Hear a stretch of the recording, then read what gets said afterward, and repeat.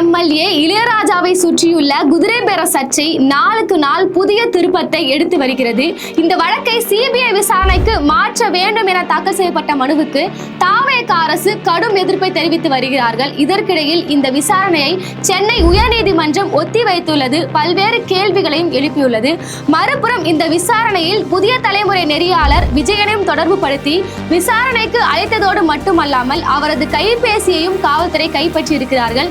இந்த வழக்கிற்கும் விஜயனுக்கும் என்ன சம்பந்தம்? இந்த வழக்கில் தற்போது என்ன நடந்து கொண்டிருக்கிறது? இதற்காக தாவேக அரசு சிபிஐ விசாரணை வேண்டாம் என வலியுறுத்துகிறார்கள். இந்த வழக்கின் முழு பின்னணியும் இந்த பதிவில் விரிவாக பார்க்கலாம். இந்த வழக்கோட ஆரம்ப நிலை எங்க பாத்தீங்கன்னா, தாவேகாவோட ஊத்தங்கரை எம்எல்ஏ இளையராஜா ஒரு புகார் கொடுக்கிறார். என்னன்னா, இப்ப ஆளுநருக்கு எதிராக ஒரு நம்பிக்கையில்லா தீர்மானம் கொண்டு வர போறாங்க. அதுக்கு எதிராக என்ன வாக்களிக்க சொன்னாங்க. எனக்கு எத்தனை கோடி பேரம் பாத்தீங்கன்னா 35 கோடி வரையுமே திமுக சார்பாக ஏதோ குதிரை பேரம் பண்ண பாக்குறாங்கன்னு சொல்லி தான் ஒரு வழக்கு கொடுக்கிறாரு. இந்த வழக்கை பொறுத்த வரையுமே காவல்துறை ரொம்ப தீவிரமா செயல்பட்டு வராங்க. சோ இந்த வழக்கை காவல்துறை விசாரிக்க கூடாதுன்னு சொல்லிட்டு திருப்பூரை சேர்ந்த பாலசுப்ரமணி என்கிற ஒருத்தர் இன்னொரு வழக்கு தொடுக்கிறாரு. அதாவது இந்த வழக்கோட விசாரணையை சிபிஐக்கு கொண்டு போனோம். ஏன்னா இந்த வழக்கை பொறுத்த வரையுமே ஆளுங்கட்சியை சார்ந்த ஒரு எம்எல்ஏ எதிர்கட்சி மீது ஒரு புகாரை முன்னெடுத்து வைக்கிறாரு. இதை யாரு விசாரிக்கிறாங்கன்னு பாத்தீங்கன்னா, ஆளுங்கட்சியோட கட்டுப்பாட்டு இருக்கக்கூடிய காவல்துறை விசாரிக்கிறாங்க. அப்போ இந்த வழக்கு என்பது ஒரு நேர்மையான முறையில ஈடுபடுமான்றதா அவரோட கேள்வியான ஒரு விஷயமே. ஏன்னா எதற்காக அப்ப தமிழ்நாட்டோட காவல்துறை நியாயமா செயல்பட மாட்டாங்களா? ஆளுங்கட்சியோட தரப்புல இருந்தாலுமே இந்த முன்னாடி ஆட்சி காலங்கள் வரையுமே காவல்துறை இப்படி தான் செயல்பட்டாங்கன்னு நீங்க கேட்டீங்கன்னா, இந்த வழக்கை பொறுத்தவரையுமே காவல்துறையோட ஸ்டாண்டை நம்மளால புரிஞ்சிக்கவே முடியல.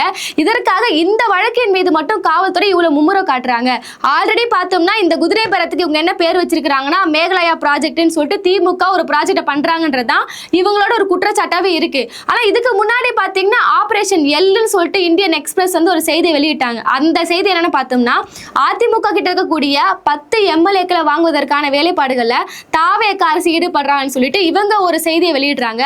அது போக அதிமுகவும் நேரடியாக ஆளுநர் கிட்ட போயிட்டு ஒரு புகார் கடிதம் கொடுத்திருக்காங்க. அது போக அதிமுக, திமுக, அமமுக உள்ளிட்ட பல்வேறு கட்சியினர் எங்க கிட்ட இருக்கக்கூடிய எம்எல்ஏ மீது தாவேக ஒரு குதிரை பேரத்தில் ஈடுபடுறாங்கன்னு சொல்லி எல்லாருமே ஒன்னா போயிட்டு 2 முறை பாத்தீங்கன்னா ஆளுநரை சந்திச்சு புகார் கடிதத்தை கொடுத்திருக்காங்க. முதன்முறையா பாத்தீங்கன்னா டிடிவி தினகரன் அவர்கள் காமராஜரை கடத்தி கொண்டு போயிட்டு கையெழுத்து வாங்கி போட்டாங்கல்ல, அவருக்கு புகார் கொடுத்திருந்தாரு. சோ இவ்வளவு வழக்குகள் தாவேக அரசுக்கு எதிராக நேரடியாக புகார் மனுக்களை கொடுத்து ஆதாரங்களோட கொடுத்திருக்காங்க.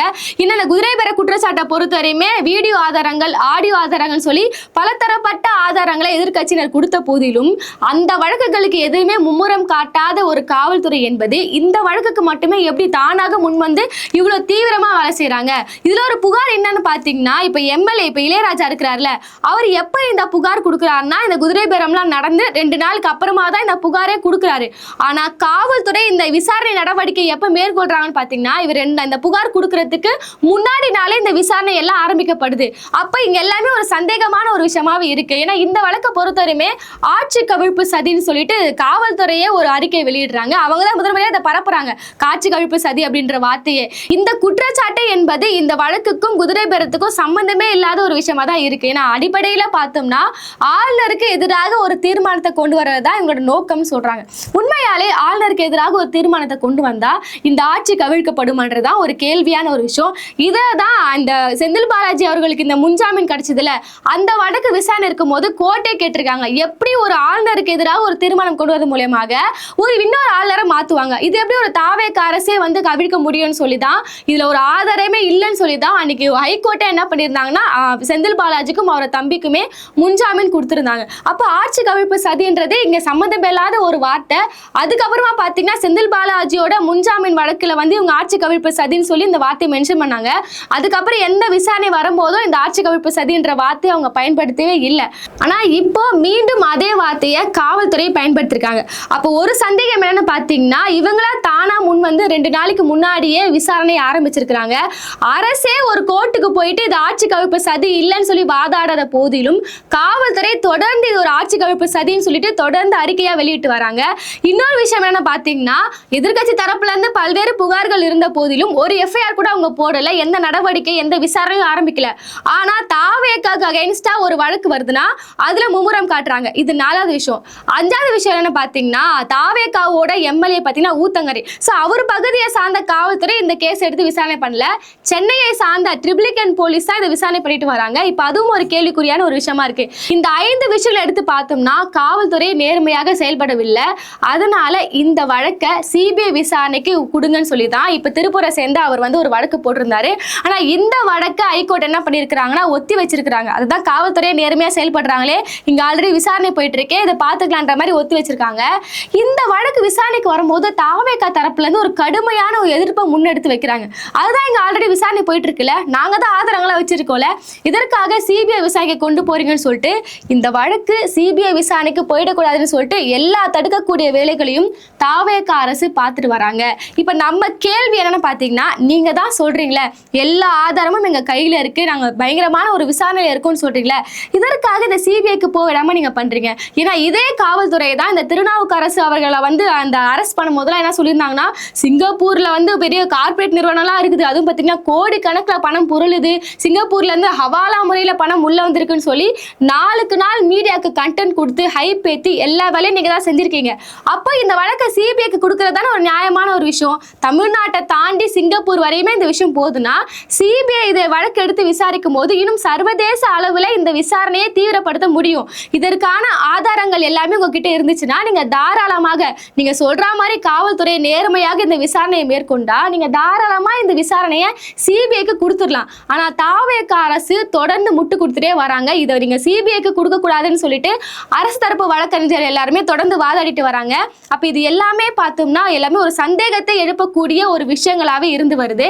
சரி, சிபிஐக்கு மாத்தாததை தாண்டி இவங்க தொடர்ந்து பல்வேறு விஷயங்களை போட்டு உடைக்கிறாங்களா. ஒவ்வொரு நாளும் பாத்தீங்கன்னா 3 பேர் கைது, 4 பேர் கைது, இப்படி கைது நடவடிக்கை எல்லாம் எடுத்துட்டே வந்துட்டு இப்ப இவங்க எங்க நிக்கிறாங்கன்னு பாத்தீங்கன்னா, புதிய தலைமுறையோட நெறியாளர் விஜயன் அவர்களை இந்த வழக்கோட தொடர்பு படுத்தி அவரை விசாரணைக்கு அழைத்து அலைக்கழிப்பு செய்து அவரோட மொபைலையும் கைப்பற்றி இருக்கிறார்கள். இந்த கேள்விக்கான பதில இந்த அரசு எப்படி சுத்தி வளைச்சு போட்டு லிங்க் பண்றாங்கன்னா, ஐடிபிஎஸ் நிறுவனத்தோட திருநாவுக்கரசு அவர்கள் கைது செய்யப்பட்டிருக்காருல, இவருக்கும் இந்த புதிய தலைமுறையோட நெறியாளர் விஜயனுக்குமே ஒரு தொடர்பு இருக்கு. ஏன்னா ரொம்ப நாளா பாத்தீங்கன்னா இவங்க ரொம்ப தொடர்புலயே இருக்கிறாங்க, எல்லா தகவலையுமே இவர் தான் கொடுக்குறாருன்ற மாதிரி இவரை கைது செய்வதற்கான நடவடிக்கையில இந்த அரசு ஈடுபட்டிருக்காங்க. இப்ப விஷயம் என்னன்னு பாத்தீங்கன்னா, இவர் ஒரு நெறியாளரா இருக்கிறாரு. இதுக்கு முன்னாடி இந்த கைது நடவடிக்கைக்கு முன்னாடி எலெக்ஷனுக்கு முன்னாடில இருந்தே விஜயன் அவர்கள் புதிய தலைமுறை சேனலை பார்த்தோம்னா திருநாவுக்கரசு அவர்கள் டிபேட்ல கலந்து கொள்வாரு.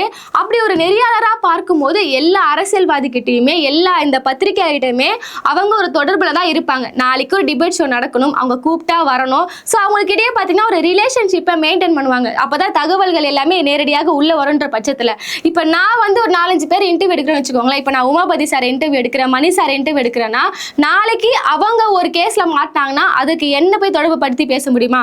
ஸோ அப்படிப்பட்ட ஒரு வேலையை தான் தாவேகா அரசு தொடர்ந்து பண்ணிட்டு வராங்க. இதுல இன்னொரு மோசமான விஷயம் என்ன பார்த்தீங்கன்னா, விசாரணைக்கு அவர் அழைத்திருக்கிறாங்க, அதுவும் நள்ளிரவு 10 மணிக்கு அவர் அழைச்சிருக்காங்க, 12 மணிக்கு விட்டுருக்காங்க. இதுவே ஒரு மோசமான ஒரு விஷயம். தாவேகா அரசு என்ன கல்ச்சரை கிரியேட் பண்ண பாக்குறாங்கன்னு நம்மளுக்கு தெரியல. இதுக்கு முன்னாடி ஜென்சி டிஎம்கேவோட அன்பானந்தம் கைது செய்யும் போதும் நைட்டு பார்த்தீங்கன்னா நள்ளிரவு 12 மணி மேலே தான் கைது செஞ்சாங்க. அதுக்கப்புறமா இதே பத்திரிகையாளர் முக்தார் அவர்களை கைது செய்யும் போது நள்ளிரவுல தான் கைது நடவடிக்கை ஈடுபட்டாங்க. இப்ப இவரையும் பாத்தீங்கன்னா நைட்டு தான். அப்போ தாவேகா அரசுக்கு எதிராக அவங்க குற்றங்களை முன்வைக்கக்கூடிய நபர்களுக்கு எதிராக எப்படிப்பட்ட ஒரு உளவியல் ரீதியான அடக்குமுறையை தாவேகா அரசு கையாளுறாங்கன்னு சொல்லி நம்மளால இதை புரிஞ்சுக்க முடியுது. அதையும் தாண்டி இந்த வழக்குல என்ன ஒரு அர்ஜென்சி, அவர்னா ஒரு தீவிரவாதியா, அவருக்கு முறைப்படி ஒரு சம்மன் கொடுத்திருந்தா அவர் அடுத்த நாளே ஆஜராகி இருப்பாரு, என்ன விசாரணைகளை எடுத்திருக்கலாம். ஆனா என்ன பண்றாங்கன்னா நள்ளிரவு அவ்வளவு அவசரமான ஒரு வழக்கு இல்லையே, நைட்டு கூப்பிட்டு விசாரிக்கிற அளவுக்கு. அப்ப நான் முன்னாடியே சொல்லியிருந்த மாதிரி உளவியல் ரீதியா முடக்குறாங்க. அடுத்ததா பார்த்தோம்னா 2வது முறை விசாரணைக்கு கூப்பிட்டுட்டு அவரோட அந்த செல்போனை அவங்க பறிமுதல் பண்ணியிருக்காங்க. இப்ப கேள்வி விஷயம் என்னன்னு பாத்தீங்கன்னா, இவங்க சொல்றாங்களே திருநாவுக்கரசுக்கும் இவருக்கும் தொடர்புல இருந்தாங்க, இவர் குறுஞ்செய்தி அனுப்புறான்னு சொல்றாங்களே, திருநாவுக்கரசு அவர்களோட மொபைலும் காவல்துறை கிட்ட தானே இருக்கு, அவரோட போன்லயே நீங்க பாத்துருக்கலாம்ல. இப்ப இவங்க 2 பேரும் என்ன பேசுறாங்கன்றதுக்கு ஆதாரம் எப்படின்னா, இப்ப இவங்க 2 பேருமே ஒரு சாட் மூலமா பேசிக்கிறாங்கன்னா விஜயன் அவர்களோட மொபைல் என்ன சாட் இருக்கோ அதே தானே திருநாவுக்கரசு அவர் மொபைலும் இருக்கும். அப்ப நீங்க அங்க இருந்தே ஆதாரத்தை எடுத்துருக்கலாம்ல.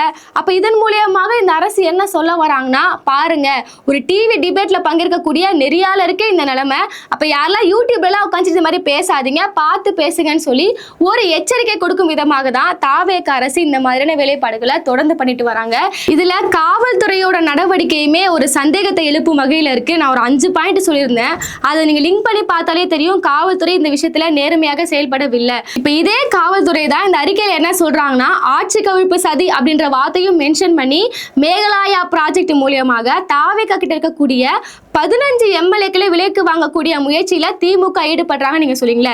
சரி, இப்போ ஒரு எம்எல்ஏ மட்டும் தான் புகார் கொடுத்திருக்கிறாரு, ஊத்தங்கரை எம்எல்ஏ. ஸோ இப்படி ஒரு வழக்கு உங்களுக்கு வரும்போது, புகார் வரும்போது மட்டும்தான் உங்களால விசாரணைக்கு எடுக்க முடியும். அதுதான் போலீஸோட வேலையே. அப்ப என்ன, ஆனா இப்ப போலீஸ் என்ன சொல்றாங்கன்னா 15 எம்எல்ஏக்கு முயற்சி ஈடுபடுதுன்னு சொல்லிட்டு எப்படி ஒரு போலீஸரால அறிக்கையை வெளியிட முடியும்? சரி, அப்படியே நீங்க அறிக்கை வெளியிட்டீங்கன்னா எந்தெந்த எம்எல்ஏன்னு சொல்லிட்டு ஒரு லிஸ்ட் போடணும்ல. அதுவும் பாத்தீங்கன்னா காவல்துறை தரப்புல இருந்து இதுவரையுமே வெளியே வரல. அந்த 15 எம்எல்ஏக்களும் என் மீது குதிரை பேர முயற்சி ஈடுபட்டாங்கன்னு சொல்லி யாருமே வெளிவரல. அப்போ இந்த வழக்கை பொறுத்தவரையுமே காவல்துறையே தானாக நாளுக்கு நாள் ஒவ்வொரு கட்டுக்கதையும் அவிழ்த்து விடுகிறார்களா அப்படின்ற கேள்விக்கு தான் இன்னைக்கு இந்த விசாரணையை சிபிஐக்கு மாத்துங்கன்னு சொல்லி வழக்கு போட்டிருக்கக்கூடிய பாலசுப்ரமணியம் எடுத்து வைக்கிறாரு. இந்த விசாரணை என்பது சிபிஐக்கு போதா இல்ல காவல்துறை விசாரிக்கிறாங்களா, அப்படி சிபிஐக்கு போனா என்னென்ன உண்மைகள்லாம் வெளிவர போகுது என்பதெல்லாம் பொறுத்திருந்துதான் பார்க்கணும். உயர்நீதிமன்றம் இப்போதைக்கு இந்த விசாரணையை ஒத்தி வச்சிருக்கிறாங்க. என்ன தீர்ப்பு கொடுக்க போறாங்க, என்ன விஷயங்கள்லாம் வெளிவர போகுது என்பதெல்லாம் பொறுத்திருந்துதான் பார்க்கணும்.